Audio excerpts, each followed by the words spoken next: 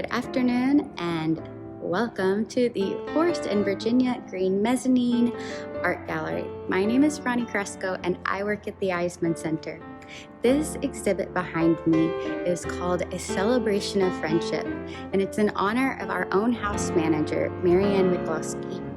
Artist Melanie Brannon created this exhibit on behalf of her friend during January and February of 2021. Melanie was unable to visit with her friend Marianne, so she decided that she would create all of these pieces in her honor, and they're all based on different moments and memories shared between them. All pieces of art are on sale, and the proceeds all go towards the Aim at Melanoma Foundation. I had the privilege of being here as the artist walked through the exhibit with Marianne's son as they shared stories about Marianne and just learned a little bit more of what makes her so special. So when Missy and I would go to Mariano's, which is a Mexican place, Right. not Italian, Yeah. she would ask us to pick up the tiramisu. Oh, really? Yeah. And we'd be like, if they have any, we'll get it, but pretty sure they don't have any. She'd be like, wait, what? Like, yeah, the fajita place, the margarita and fajita place, that's where we're going. That's funny. When she was not feeling good, I would send her a picture of the kitties, and she would say, "Save room for me." And it's adorable. And then this is the looker of the group. So I sent that sheet. There it is again. Isn't he elegant? Have you guys seen that book? Yeah, I've actually, so she gave it to me a while Really? ago, and I gave it to some of my grad school friends, and they've all given it to people, so it's like, It's contagious. Yeah. It's amazing. But I was having a particularly down time, and she sent me that out of the blue Amazon. But this one just reminded me of her so much. Sometimes just getting up and carrying on is brave and magnificent. yeah, Because she has helped me do that so many days. yeah. And the cool thing about your mom is no matter what she's been going through, I was going through some tough times too, having a girl like hers, and I would take her to a doctor and she's going through pain and all these therapies, immunotherapy. Mhm. She would always say, "How is such and such?" Yeah. It was such a two-way relationship, Yeah. no matter how bad she felt. And she was always calling me, saying, "What's going on with such and such?"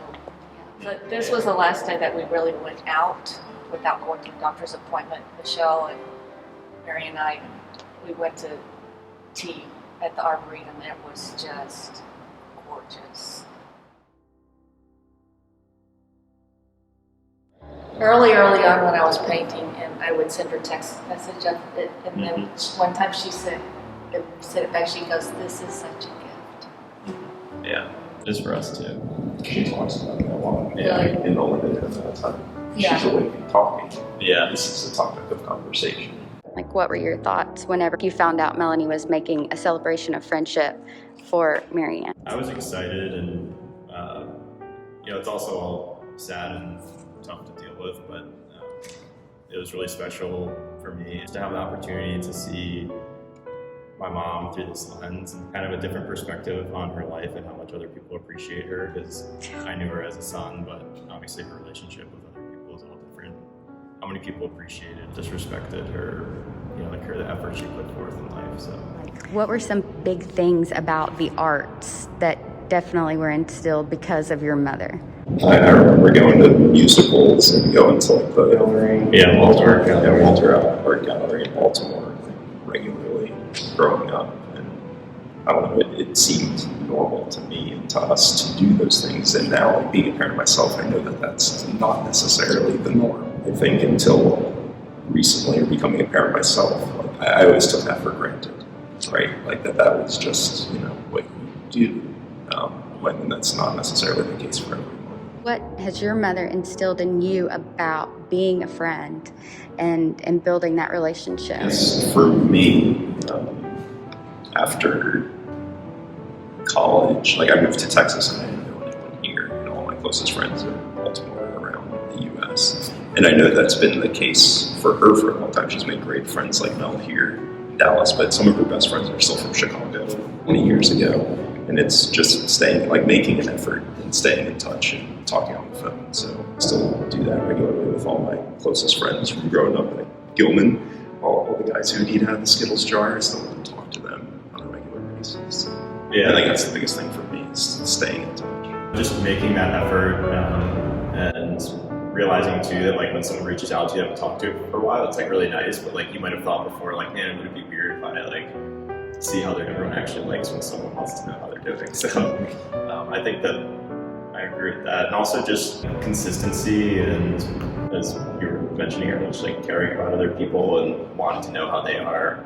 And taking the time to kind of hear what challenges and even like in their life and try to like sense that and be willing to dig a little deeper than just asking how someone is. I hope you enjoyed our visit today, and hopefully you are inspired to continue to be a friend.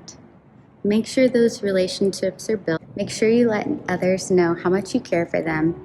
And if you would like to know more about the exhibit, find out how you can make a purchase, or donate to the AIM at Melanoma Foundation, all would be very much appreciated. Hours for the gallery are Monday through Friday, noon to 5, and anytime there's a public event happening. I highly encourage you to come see this beautiful celebration of friendship.